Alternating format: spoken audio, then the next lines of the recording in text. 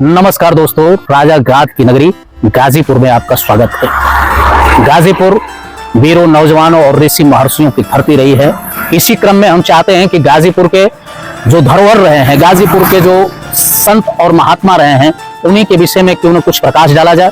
इसी क्रम में सर्वप्रथम इस फर्स्ट ब्लॉग में गाजीपुर के सबसे पुराने संत और महात्मा रहे पौहारी बाबा के आश्रम पे हम चलेंगे, उनके विषय में बात करेंगे और उनके विषय पे प्रकाश डालते हुए उनके बारे में हम बताने का प्रयास करेंगे, क्योंकि बहुत पुराना इतिहास रहा है और बहुत पहुंचे हुए संत रहे हैं। बहुत धन्यवाद। आगे चलते हैं हम सीधा पौहारी बाबा के आश्रम पे। हाँ मित्रों, तो फाइनली हम आ चुके हैं इस पौहारी बाबा के आश्रम पे। यहीं से प्रवेश द्वार है जहां से पौहारी बाबा के आश्रम पे जाया जा सकता है। आइए हम आपको दिखाते हैं पौहारी बाबा का आश्रम।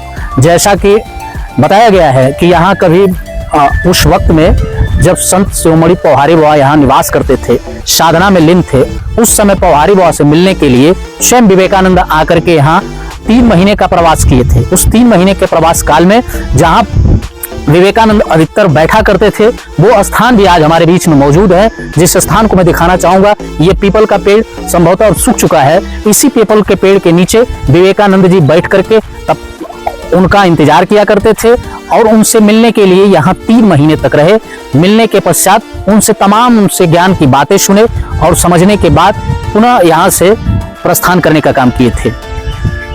जैसा कि शिलालेख हमारे सामने एक है, इस पे स्टोर पे बताया गया है कि पौहारी बाबा का जन्म 1840 ईस्वी में जौनपुर के प्रेम के पूरा नामक गांव में हुआ था। उनका जन्म ब्राह्मण के परिवार में हुआ था, जिनके पिताजी का नाम अयोध्या प्रसाद तिवारी पौहारी बाबा थे। पौहारी बाबा का बचपन में ही आध्यात्म से काफी लगाव था और ये शांत और सरल स्वभाव के व्यक्ति थे। इनकी रुचि निरंतर आध्यात्म की तरह बनी रहती थी। उस समय चेचक का प्रकोप काफी था। उस चेचक के प्रकोप से एक इनकी आंख जो थी वो चली गई थी। कुछ दिनों के बाद जब अध्यात्म में इनका लगाव को देख करके इनके पिताजी के एक छोटे भाई थे लक्ष्मी नारायण तिवारी जी। लक्ष्मी नारायण तिवारी भी एक बढ़िया योगाचार, जिनको बाद में इनके पिताजी ने इनके पास भेजा रहने के लिए, ताकि ये उनके यहाँ जाकर के शिक्षा ग्रहण कर पाए। ये सब सारी बातें आगे भी चल करके मैं बताऊंगा। उससे पहले मैं बताना चाहूंगा किस परिसर का विकास उद्यान एवं खाद्य प्रसंस्करण विभाग गाजीपुर के द्वारा सन 1998-1999 राजन शुक्ला यहाँ के जिलाधिकारी हुआ करते थे। उनके निर्देशन में यहाँ की बाउंड्री और यहाँ का सुंदरीकरण कराया गया। मैं उधर दिखाना चाहूंगा, एक वन विभाग और उद्यान विभाग के द्वारा गेस्ट हाउस का भी निर्माण कराया गया, जो कि काफी बेहतर है और यहाँ आने के बाद बहुत सुंदर लगता है। फाइनली हम अब उस समाधि स्थल पे आ चुके हैं जहां पे बाबा ने समाधि ली थी।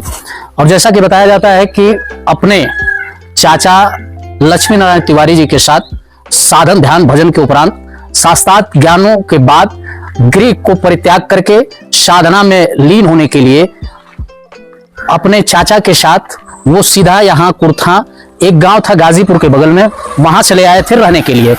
बताया जाता है कि जब यहाँ रहने के लिए आए तो काफी यहाँ जंगल था, आबादी कोई नहीं थी। जंगलों के बीच में दोनों लोग रहने लगे। उसी बीच में किसी अधिकारी की नजर उनके ऊपर पड़ती है। उस अधिकारी ने आकर के मना किया कि आप यहाँ से चले जाओ। इसमें एक कहानी प्रचलित है कि जब वो अधिकारी इनको मना करके चला गया, जब अपने घर पहुंचता है तो पता चला कि उसके घर में एक परिवार के व्यक्ति की तबीयत काफी खराब हो जाती है और डॉक्टरों ने मना कर दिया कि अब इनको स्वस्थ नहीं किया जा सकता है। उनके साथ उनका चपरासी मौजूद था। उसने कहा कि आपने संभवतः एक साधु और महात्मा के साथ दुर्व्यवहार किया है, जिसके परिणाम स्वरूप इनकी तबीयत खराब हुई है। क्यों ना उस महात्मा के पास चला जाए और अन्न विनय किया जाए कि हमारे परिवार में जो विपत्ति आई है उसको समाप्त किया जाए। वो आता है अधिकारी, उनके चाचा के पास अन्न विनय करता है कि महाराज हमसे गलती हो गई, हमें क्षमा किया जाए, हमारे परिवार में इस तरह की आफत और विपत्ति आई है। उन्होंने कहा कि ऐसी कोई बात नहीं है, संत हमेशा दूसरे के उद्धार के लिए आता है, किसी का नुकसान करने के लिए नहीं आता है। फिर भी उनको एक प्रसाद के स्वरूप में कुछ प्रदान किया। जब अधिकारी अपने घर पहुंचता है तो पता चला कि उनके घर पहुंचने से पहले ही उसके परिवार में जिस व्यक्ति को बीमारी हुई थी वो स्वस्थ था। उसी क्रम में जब अधिकारी खुश हुआ और इनको एक भूमिखंड सरकारी कोष से अलॉट कर दिया गया, जिस पे ये आश्रम बनकर के तैयार हुआ। जैसा बताया जाता है कि एक जमाने में यहाँ से गंगा जी की धारा बहा करती थी। उसके पीछे भी एक बहुत रोचक कहानी है। जब पौहारी बाबा ने एक बहुत बड़े यज्ञ का आयोजन यहाँ किया था, उस यज्ञ में यहाँ से आपको दिखाई देगा, आप आइए नीचे में दिखाता हूं, यहाँ से गंगा जी काफी दूरी पे थी। गंगा जी आपको दिख रही होंगी। उस वक्त गंगा जी काफी दूर बहा करती थी। जिस समय गंगा जी काफी दूर बहा करती थी, जब यज्ञ का आयोजन किया गया, यहाँ जब संत और महात्मा उपस्थित हुए तो उनके अनुयायियों ने यह कहा कि महाराज जी यहाँ एक कुएं का निर्माण करा लिया जाए, क्योंकि यज्ञ होने में अब बहुत कम समय बीता है। एक कुएं का निर्माण करा लिया जाए, क्योंकि कुआं का अगर निर्माण नहीं होता है तो यहाँ आने वाले भक्तों को, चाहे जो भी यज्ञ में उपस्थित होंगे लोग, जिनको भोजन कराया जाएगा, जो साधु सन्यासी यहाँ उपस्थित होंगे, उनको नहाने खाने पीने के लिए तमाम असुविधाएं होगी। तो सीधा पौहारी बाबा ने कहा कि क्या आप लोगों ने गंगा जी को निमंत्रित नहीं किया है? तो लोग हंसे, उनको आश्चर्य लगा। कहा कि गंगा जी के निमंत्रण का क्या औचित्य है, गंगा जी को निमंत्रण तो इस तरह से भी जाया करता है। तब उन्होंने कहा कि गंगा जी को आप लोग निमंत्रण दे करके आइए। गंगा जी को निमंत्रण देने के लिए उनके भक्त नाव पे तमाम फूल माला, तमाम वस्तुओं को रख करके बीच गंगा जी में गए और वो सब प्रवाहित करते हुए उन्होंने कहा कि हे गंगा जी, बाबा ने एक यज्ञ का आयोजन किया है जिसमें आप सादर आमंत्रित हैं और उस यज्ञ को पूरा करने की सारी जिम्मेवारी आप पे है। इसके बाद 2 दिन और यज्ञ को रह गया था। लोग परेशान थे कि 2 दिन बाद यज्ञ होने वाला है, आखिर पानी की कौन सी व्यवस्था होगी। सुबह सुबह जब देखते हैं तो ये किनारा जो हमने आपको दिखाया, ये पूरा गंगा जी से लबालब भर गया था और इसी पानी से यज्ञ की पूर्णाहुति हुई।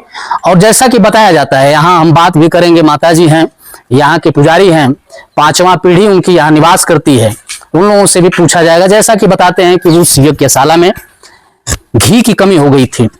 जब महाराज जी से बताया गया कि महाराज जी अब घी की मात्रा हमसे घट गई है, अब संभवतः आगे भोजन करा पाना संभव नहीं है, तो उन्होंने कहा कि गंगा जी से आप जा करके उधार ले लीजिए। लोग फिर आश्चर्यचकित हुए कि आखिर गंगा जी कैसे उधार हमें घी प्रदान करेंगे। लेकिन उन्होंने कहा, गंगा जी से लोग पानी लाए निकाल करके, जब उस जहां से पूरी निकाली जा रही थी उस कढ़ाई में डाला गया तो घी का काम किया। जब यज्ञ समाप्त हुआ, सारे ऋषि महात्माओं को यहाँ से विदा किया गया, तो जितना उनके गंगा जल से घी लिया गया था वो सारा उनके द्वारा उसी में प्रवाहित कर दिया गया, यानी कि उनको वापस कर दिया गया। इतनी बड़ी महिमा यहाँ की रही है। जैसा कि पता है, महाराज जी यहाँ साधना एक गुफा में बैठ करके किया करते थे। आज भी वो गुफा यहाँ मौजूद है। बाबा किसी के सामने प्रत्यक्ष रूप से दर्शन नहीं दिया करते थे, वो पर्दे के आड़ से बात किया करते थे। एक बार जैसा कि लेखों में मिलता है कि स्वामी विवेकानंद जी बाहर बैठे हुए थे, उस वक्त उस कमरा में साधना में संभवतः बैठे थे महाराज जी, और साधना में कुछ चूहा और सांप की कोई कहानी प्रचलित है जिसको बाबा स्वयं बताएंगे, मुझे नहीं पता है। तो जहाँ पे बाबा जी निवास करते थे और रघुनाथ जी बाबा पूजा करते थे, रघुनाथ जी की और बाकी लोगों की यहाँ पूजा करते थे। जब किस बीच में तपस्या के लिए वो हिमालय और अन्य जगह चले गए, उस समय अपने भक्तों को महाराज जी को सौंप के गए थे। इनका भोग लगाने का काम वो लोग किया करते थे। उससे पहले महाराज जी स्वयं अपने हाथ से भोग बना करके आप लोगों को अर्पण करते थे। यही है ना महाराज जी? हाँ, ये रघुनाथ जी, विवेकानंद जी जो है मूर्तियों के बारे में भी जो है महाराज जी से प्रश्न किया था कि आप इतने बड़े योगी होकर के फिर रघुनाथ जी की पूजा, मूर्ति पूजा करते हैं। तो बाबा ने कहा कि क्या सारे कार्य अपने लिए होते हैं, क्या दूसरों के लिए नहीं किए जा सकते हैं? ऐसा ही मूर्तियों के बारे में। ये तो महाराज जी लाइट में तब आए हैं जबकि स्वामी विवेकानंद जी यहाँ 1890 में आए, जनवरी, और फरवरी, मार्च और अप्रैल के जो है लास्ट अप्रैल के फर्स्ट वीक में 9 तारीख को यहाँ से गए। विवेकानंद जी अपने कर्म योग पुस्तक में पौहारी बाबा के बारे में वर्णन किया है कि भारतवर्ष के एक बहुत बड़े महात्मा गाजीपुर के पौहारी बाबा, अपने जीवन में मैंने जितने भी महात्माओं को देखा उनमें से एक हैं, ऐसा इनके बारे में वर्णन किया है अपने पुस्तक में। पत्रावली में जो है यहाँ ठहर करके जो वार्तालाप होती है उसका जो है पूरा उल्लेख जो है पत्रावली में दिया गया है कि किस तारीख को कौन सा प्रश्न का उत्तर कैसे महाराज जी ने दिया। ये वही गुफा है जो कि आज से 100 साल पूर्व जो है महाराज जी इसी गुफा में समाधिष्ठ हुआ करते थे। जो है अपने पत्रावली के 7 फरवरी के पत्र में प्रदर्शित किया है महाराज जी ने। विवेकानंद जी ने बताया है कि 5 साल तक इस गुफा में जो है महाराज जी रह गए और लोगों ने ऐसा, क्योंकि ये दरवाजा तो बंद रहता था, लोगों ने समझा कि शायद अपने शरीर का ही परित्याग कर दिए, परंतु फिर उठाए जो है। इतनी मीठी वाणी मैंने अपने जीवन में नहीं सुना है, ऐसा विवेकानंद जी ने वर्णन किया है पत्रावली में जो है। विवेकानंद पत्रावली आप पढ़िए, उसमें 12-14 पत्र प्रकाशित हैं, जो कि महाराज जी से वार्तालाप जो कुछ होती थी जो है, तो विवेकानंद जी अपने मित्र जो है वो परमदास दास को जो है वो पत्र के द्वारा महाराज जी का अपना उल्लेख जो है वो प्रदर्शित करते थे। तो उनको सुनने में आया कि इसमें कोई सांप और तो ऐसे जहां हम आपकी वार्ता हो रही है, ये दरवाजा तो वही दरवाजा है, ये बंद रहता था। विवेकानंद जी यहीं पर बैठ करके जो है वार्तालाप करते थे। उसी पीरियड में एक रोज जो है महाराज जी अचानक बोलना बंद कर दिए। विवेकानंद जी बार बार महाराज जी को बुला रहे थे, नहीं बोल रहे थे। कुछ देर के बाद जब बोले तो महाराज जी से उन्होंने कहा कि महाराज जी मैं बार बार आपको बुला रहा था, आप कोई जवाब नहीं दे रहे थे, क्या हुआ? तब उल्लेख उन्होंने किया कि अरे सांप बाबा और नेवला बाबा में जो है, सांप बाबा और चूहा बाबा में जो है वो लड़ाई हुई, और डर के मारे चूहा बाबा हमारे यहाँ आंचल के नीचे छुप गए। क्रोध में आकर के हमको ही टच कर लिए सांप बाबा जो है, परंतु अब स्वस्थ हैं हम भी जो है, और दोनों आदमियों में समझौता करा दिया है, दोनों हमारे पास बैठे हुए हैं। ऐसा महाराज जी देखिए, जानवरों को जो है मन और वाणी के द्वारा कंट्रोल कर लेना जो है, ये साधना है महाराज जी की जो है। तो इस प्रकार से उल्लेख किया है आपको जो है एक सांप बाबा। ये विवेकानंद के स्वयं पत्रावलियों में और उनके द्वारा लिखित पत्रों में इसका उल्लेख जी का वर्णन है, और इसमें विवेकानंद जी का वर्णन है कि इस तरह की घटनाएं मेरे सामने स्वयं प्रदर्शित हुई, तो कहीं न कहीं इस पे विश्वास किया जाएगा कि ऐसे भी महात्मा हमारे धरती पे उपलब्ध रहे हैं, जो कि हर लोगों की भाषाओं को समझने और जानने में महारत हासिल थी। उसी में संत श्री पौहारी बाबा का नाम था। अभी पौहारी बाबा का समाधि स्थल पीछे है, उनकी मूर्ति भी महाराज जी की कृपा से बनकर के तैयार हुई, जिसके लोकार्पण के लिए प्रदेश के यशस्वी मुख्यमंत्री योगी आदित्यनाथ जी और इस राष्ट्रीय अध्यक्ष भारतीय जनता पार्टी के जेपी नड्डा साहब भी आए थे। क्योंकि महाराज जी से हम निवेदन करेंगे, हाथ जोड़ करके उस समाधि स्थल को भी दिखाएंगे और उस मूर्ति को भी दिखाने का काम करेंगे। वही तपोस्थली है जहां श्री पौहारी बाबा साधना किया करते थे, साधना में लीन लिया करते थे। ये चार दिवाली जो बनाई गई संभवतः महाराज द्वारा ही बनाई गई है, जिसके बारे में भी हम जानेंगे। और ये मूर्ति आपके सामने जो स्थापित हुई है, ये आप यहाँ के 5वें वंशज के तौर पे, पौहारी बाबा के 5वें वंशज के तौर पे आप अमरनाथ तिवारी जी, जो यहाँ के महंत या सेवक समझा जाए, आप हमारे बीच में हैं। और साक्षात महाराज जी की मूर्ति के अनावरण के लिए उत्तर प्रदेश के मुख्यमंत्री यहाँ आ चुके हैं, और यहाँ तमाम वो अच्छे अच्छे विभूतियां भी आकर के दर्शन की हैं। महाराज जी को जब कभी खुले में इच्छा होती थी निकलने के लिए, तो इसी कैंपस से निकल करके यहाँ पर बैठते थे, जहां पर कि आज ये मूर्ति लगी हुई है जो है। एक चोर बाबा का वर्णन किया है स्वामी विवेकानंद जी ने साहित्य में। एक बार जो है एक व्यक्ति इस दीवार को होल करके जो है वो चोरी करने के लिए आया महाराज के पीरियड में जो है, और अपने उपयोग का जब कुछ सामान लेकर के जाने लगा, तो महाराज जी इसमें ध्यान कर रहे थे। जब महाराज जी को देख लिया उसने, तो सामान को छोड़ के भागने लगा, तो उस सामान को एक वस्त्र में बांध करके पौहारी बाबा उसके पीछे मीलों दौड़ते चले गए। चोर बाबा कह करके संबोधन कर रहे थे जो है। जब वो आमने सामने हुआ तो उसके जीवन में इतना बड़ा परिवर्तन आया कि वो महान संत हुए, और वही विवेकानंद जी से हिमालय में मिले। विवेकानंद जी ने पूछा कि भैया आप इतने पहुंचे हुए संत हैं, तो आपके गुरु कहाँ से, आपकी शिक्षा दीक्षा? तब उस व्यक्ति ने कहा कि भैया हमारी क्या औकात, हम तो जो है पौहारी बाबा के पास चोरी करने के लिए गए थे, ये उनकी आज कृपा है कि हम इस पराकाष्ठा पर पहुंचे हुए हैं। स्वामी पौहारी बाबा जो है अपने उपदेश में कहा करते थे कि साधु दर्शन के बाद अगर व्यक्ति के जीवन में साधु के भाव अगर विचारों का अवतरण नहीं हुआ, तो वो साधु ही असाधु है, वो साधु है ही नहीं है। ऐसा महाराज जी अपने उपदेश में वर्णन करते थे। अंदर महाराज स्त्री जो कि आज से 100 साल पूर्व सन 1800 आओ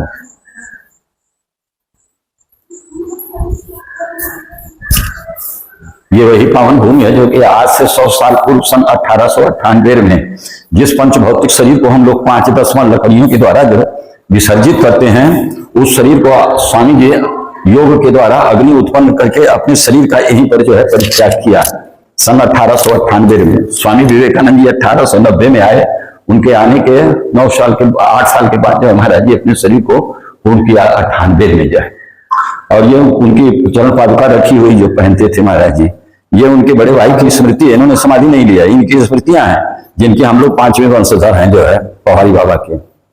महाराज जी तो बाल ब्रह्मचारी जोगी थे जो है।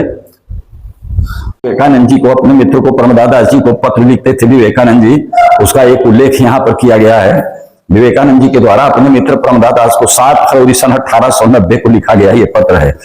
लिख रहे हैं अपने मित्र को पौहारी बाबा के बारे में कि बाबा जी आचार्य वैष्णव प्रतीत होते हैं, उन्हें योग और भक्ति एवं विनय की प्रतिमा कहना चाहिए। उनकी कुटी के चारों ओर दीवारें हैं और उनमें दरवाजे बहुत थोड़े हैं, और कोट के भीतर एक गुफा है जिसको हम आपको दिखाया वहां पे, जहां वे समाधिष्ट पड़े रहते हैं। गुफा के बाहर आने पर ही वे दूसरों से बात करते हैं। किसी को ये मालूम नहीं है कि वो क्या खाते पीते हैं, इसलिए लोग उन्हें पौहारी केवल पवन का आहार करने वाला बाबा कहते हैं। एक बार जब वो 5 साल तक उस गुफा से बाहर नहीं निकले तो लोगों ने समझा कि उन्होंने शरीर त्याग दिया, किंतु फिर वे उठ आए। ये विवेकानंद जी कह रहे हैं कि इतनी मीठी वाणी मैंने कहीं नहीं सुनी। बात करते करते मानो उनके मुख से जो है अग्नि के समान तेजस्वी वाणी निकलती है। मेरे बहुत आग्रह करने पर उन्होंने कहा कि कुछ दिन यहाँ ठहर करके मुझे कृतार्थ कीजिए, क्योंकि महाराज जी सबको बाबा कह करके और अपने लिए दास संबोधित करते थे। ये वैष्णव संप्रदाय की ये संस्कार है जो है। ये आपको जो है वही कुआं है जिस कुआं का निर्माण महाराज जी ने किया था, और आज भी वो जो है उसमें जल इस समय नहीं है, और इसी के जल से अपना स्नान ध्यान पूजा किया करते थे। और आपको दर्शन कराया जो फिर राम जानकी का पूजा है कि जब महाराज जी ने इच्छा जाहिर की कि एक काठ की कुटिया का निर्माण करा करके मुझे दिया जाए, उस समय बढ़इयों द्वारा काठ के कुटिया का विशाल कुटिया बना करके अंदर दिया गया, क्योंकि महाराज जी पर्दे के पीछे से ही किसी से बात किया करते थे। जो कुटिया को उठाने में 35 से 40 लोग लगे थे, उसको महाराज जी ने स्वयं अपने हाथों से, एक हाथ से उठा करके यहाँ रख देने का काम किया था। और महाराज जी स्वयं, न उनका कोई शरीर मिला न कुछ मिला, स्वयं अपने आप को ब्रह्मलीन में समाहित करने के द्वारा अपने शरीर को पूर्ण किया है महाराज जी ने। दीवार तो बात का वर्णन किया है, ऊंची ऊंची दीवार साहबों के बंगला जैसा। आप पढ़िए जो है विवेकानंद पत्रावली में वो स्पष्ट वर्णन है इस दीवार। ये इसका निर्माण बाद में, उनके समय में ये मिट्टी का एक यहाँ चबूतरा था, उसी चबूतरे पर खुले में जब इच्छा होती थी महाराज जी को लिखना पढ़ना था कुछ जो है, तो यहीं पर महाराज जी अपना बैठा करते थे। हाँ मित्रों, तो जैसा कि आप देख रहे हैं, यहाँ गंगा उत्तर वाहिनी है, जिसे लहुरी काशी भी कहा जाता है, क्योंकि काशी बनारस में गंगा जी दक्षिण दिशा से उत्तर दिशा की तरफ बहती हैं। उसी प्रकार आप यहाँ देखेंगे गंगा जी यहाँ भी उत्तर वाहिनी है, क्योंकि जो आपको सामने दिख रहा होगा उस साइड जमनिया से धर्मपुर होते हुए, धर्मपुर से सीधा दक्षिण दिशा से गंगा जी निकल करके उत्तर दिशा के तरफ चलती हैं, जो कि सीधा यहाँ पौहारी बाबा, गंगादास बाबा के आश्रम होते हुए पुनः फिर गाजीपुर के तरफ निकल जाती हैं। जिसको इस आश्रम पे पहुंचने का सबसे सरल मार्ग गाजीपुर मुख्यालय से मात्र 6 से 7 किलोमीटर की दूरी पर है। अगर आप चाहें तो अपने व्यक्तिगत साधन से, अन्यथा यहाँ पे तमाम टोटो के साधन निरंतर उपलब्ध रहते हैं। मित्रों, इस वीडियो में जो भी जानकारी आप तक पहुंचाई गई है उसका स्रोत पुस्तकें व स्थानीय लोग तथा यहाँ के महंत हैं। उम्मीद करूंगा दोस्तों कि आपको ये वीडियो पसंद आई होगी। तो मैं निवेदन करूंगा कि मेरे चैनल को अधिक से अधिक संख्या में सब्सक्राइब करें, इस वीडियो को शेयर करें और लाइक करने की कृपा करें। बहुत बहुत धन्यवाद।